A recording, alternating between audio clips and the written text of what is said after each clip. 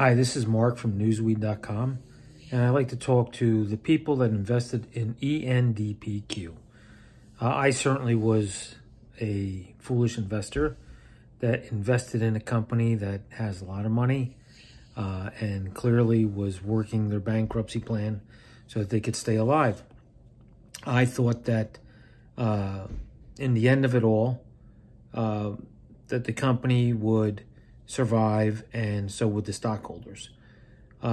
Apparently, the company had no intention of taking care of its shareholders. They had every intention of screwing the opioid users and screwing the shareholders. So what's the resolution here? Well, I know there are some people that are planning to do a class action suit, which basically would give us nothing. And then there's some people that are making some common sense, and that is they're saying that we have to have an endless movement of Endpq shareholders. We also have to work with the opioid victims and their families and organize to really put this company in their place. The only way we possibly can do that is, one, calling your local journalist, telling them the story. Two, getting on social media. And three, creating your own videos to tell your story. Let's say that you were an investor and you borrowed money to invest in the company because you really believed in the company and its ability to work its way legally through the opioid litigation.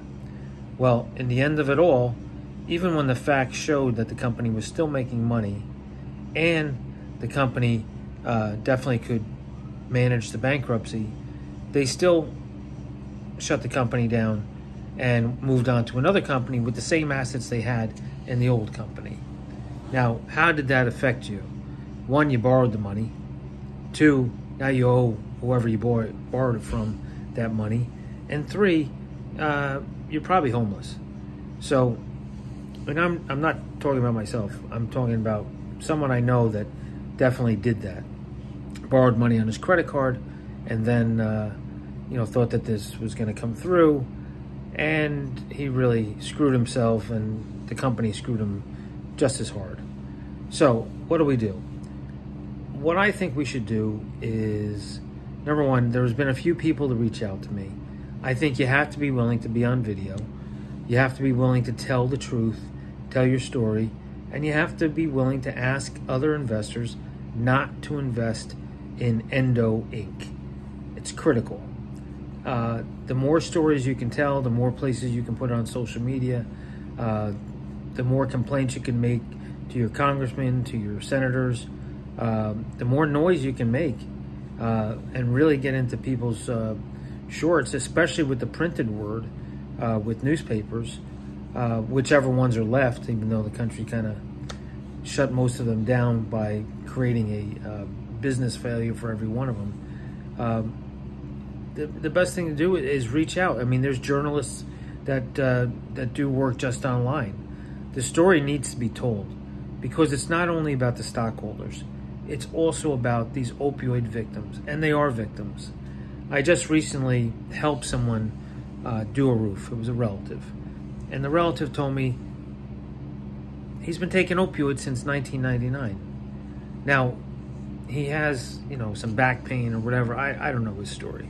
But the issue is, if he ever is unable to get the opioids, then he's the next fentanyl victim. He's the next heroin victim.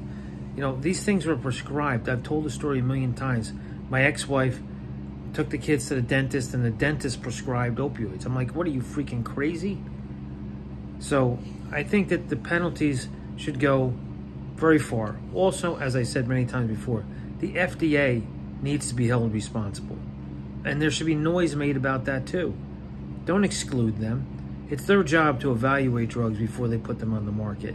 They are just as much murderers as is the companies that promoted the medicine. And technically it is medicine. I think they tried to shove one down my mouth when I had a heart pump put in me.